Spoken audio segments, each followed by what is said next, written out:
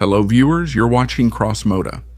In this video, I'll share the story of the Danish Inline 4. This is the renowned Nimbus motorcycle, known for its reliability and being produced almost unchanged for nearly 20 years. And since the entire production history of this brand basically revolves around a single motorcycle model in its various generations and versions, this is one of those cases where, by looking at the history of the motorcycle, we will also look at the history of the company. Make yourself comfortable and enjoy watching.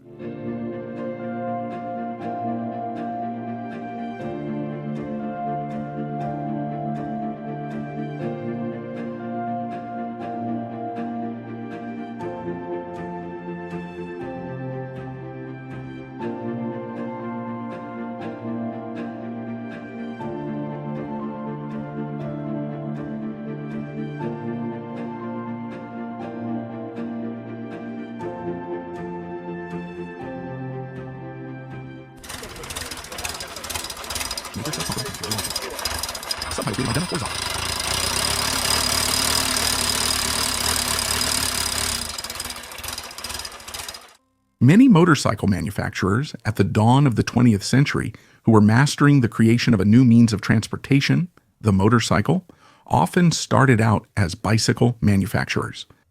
By installing an engine into an already tested bicycle chassis, you could get a motorcycle.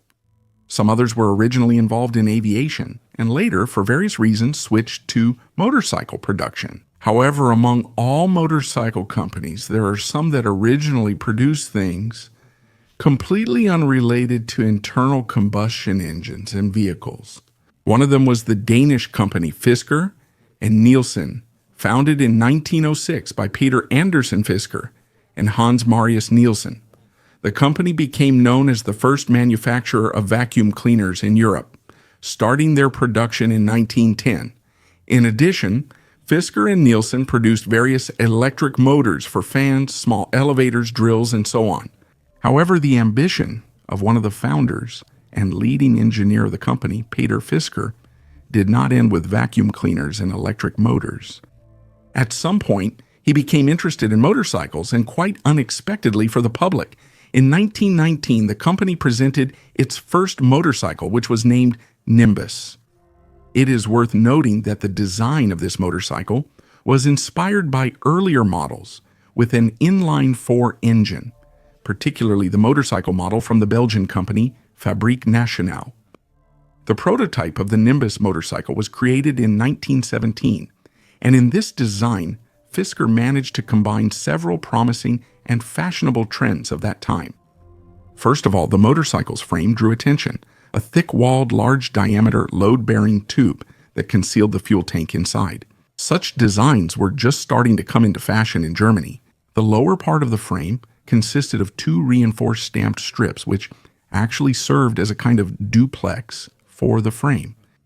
Between them was the power unit, an inline 4-stroke, 4-cylinder air-cooled engine with a displacement of 746 cc and a maximum output of 9 horsepower, HP. Specifications: 60 mm cylinder diameter, 66 mm piston stroke. A 3-speed gearbox was housed in the same aluminum crankcase as the engine. The motorcycle was capable of reaching a maximum speed of 90 km/h. Solo speed was about 70 km/h with a sidecar. The cast iron cylinders were made separately. The valve timing mechanism was designed according to the valve-over-valve scheme. The longitudinal arrangement of the engine led to the use of a drive shaft, specifically a drive shaft, not just a shaft, as seen on motorcycle models with a rigid rear suspension. The rear wheel and fender were mounted on a swing arm with 2 shock absorbers. Subtitles by Dematorzak. Completing the picture was a short lever front fork of a rather complex design with 2 springs housed in closed covers and working under compression. The 1919 motorcycle received the Index A, and in this form. The Model A was produced until 1923, when it was replaced on the assembly line by the Model B, which featured a simplified front fork design, a modernized carburetor, and a new intake manifold. Initially, motorcycle sales were disappointing, but Fisker's involvement in many races improved his reputation and boosted sales. To be continued. In 1921, Nimbus won the 1,300-kilometer Paris-Copenhagen race, and another tuned model took a convincing first place in the Odense-Berlin-Odense race in 1922. During the race, the motorcycle sometimes surpassed 140 km/ch and averaged 4.8 liters per 100 kilometers in fuel consumption. In 1927, according to other sources, in 1928, the production of Nimbus motorcycles stopped as the company decided to fully focus on expanding the production of its main products. Between 1919 and 1927, 1,252 Nimbus motorcycles were produced. Thanks to the large diameter tube at the core of the frame, the motorcycle got the nickname stovepipe. In literature, you may encounter the term chimney. However, the story of this motorcycle did not end there. In 1932, Fisker, together with his son, began designing a new motorcycle. In 1934, unexpectedly for many, the Nimbus brand reappeared on the motorcycle market, and very soon, this motorcycle became the best-selling one in Denmark. The main customers were the Danish Postal Service, the Army, and the police. The Model C's design only vaguely resembled earlier versions. The frame still held a longitudinal inline-4 engine, and the rear wheel was still driven by a shaft. That's where the similarities end. The frame of the Model C was radically different from previous generations of the motorcycle. It was made from stamped profiles, which were quite primitive in shape. The fuel tank was placed on top of the frame, like on a BMW or Zundap. This time, the rear suspension was rigid, but at least there was a telescopic fork at the front. First time on a production motorcycle. BMWs got the telescopic fork a year later. However, until 1939, the Nimbus fork was only spring-based, without hydraulic damping. The handlebar was a wide stamped plate with control grips at the ends and instruments and electrical switches placed in the center. The engine, despite its relative similarity, was also new. Yes, it retained the layout. The cylinder piston dimensions were 60 by 66 mm, and the displacement was 746 cm3, but now all four cylinders formed a single block together with the upper half of the crankcase. Valve timing switched to overhead. These innovations initially allowed the engine's maximum power output to reach 18 HP. HP, and a little later up to 22. The motorcycle, weighing 172 kg, reached a top speed of 120 km/h. The 3-speed gearbox had a rather clever shifting mechanism, which allowed both a hand lever and a foot pedal to be connected to the selector. Since 1935, it was added to the luxury version. Moreover, at the customer's request, the lever could be placed on the right or left. In the same way, the foot pedal for the rear brake could be moved from right to left if needed. According to the significance of the images, the water glowed not in the crater. The motorcycle was known for its indestructible design and was produced in this form until 1940. In 1939, as World War II was approaching, the Danish government spent about 50 million Danish kroner on mechanizing the army. A large number of counterintelligence models were purchased for the troops.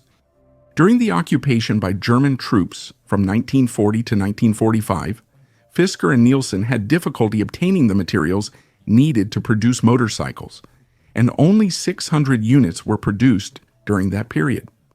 Immediately after World War I, a significantly improved internal combustion engine was built and tested. However, since the factory had no problem selling the previous models, it was decided not to make any major investments in new equipment. Instead, smaller improvements were made to the existing models. In this form, the motorcycle was produced all the way until 1958. Nimbus is likely the only motorcycle in history produced for over 20 years without major changes. The majority of Nimbus motorcycles were in government service. For example, about 20% of all produced units were in the Army, and another 30 to 35% served in the police and postal service. The police used Nimbus motorcycles until the late 1950s, when newer cars and motorcycles made the old inline models obsolete. However, the Postal Service continued using these motorcycles until 1972. By the end of production, most private buyers were also put off by the weak performance. By the mid-1950s, more and more, Danes preferred light and fast British or Italian motorcycles. Nimbus production ended in 1960 when the last batch was delivered according to the Army contract. About 12,000 Nimbus Model C motorcycles were produced. This Danish brand failed due to its conservative approach and focus on government contracts. As long as the motorcycle with the inline-4 engine was in demand, everything was fine in service, but as soon as the contracts ended, hard times began. In the 1950s, Fisker and Nielsen built a better 4-cylinder engine prototype and a 2-cylinder motorcycle prototype, but neither was released. And basically that's how the story of the Nimbus motorcycle ended. Fisker and Nielsen focused on producing what they did best: electric motors, vacuum cleaners, and so on. It's amazing that a huge number of these motorcycles have survived to this day. Out of about 12,000 Bumblebees produced, more than 4,000 are registered and in use in Denmark alone, and about 2,000 more have survived in other countries. They haven't just survived. Most are still running and driving on the roads today. In Denmark itself, there's a well-established community of fans of this motorcycle whose members regularly gather at various events, getting there on their Nimbus bikes under their own power. And this fact proves the incredible reliability of this motorcycle. At this point, my friends, my story comes to an end. As always, this was the CrossMoto channel. Don't forget to stay active on the channel. Subscriptions, reposts, and comments are welcome. Special thanks to everyone who supports my channel financially using the details provided in the description. Thanks for your attention. See you next time.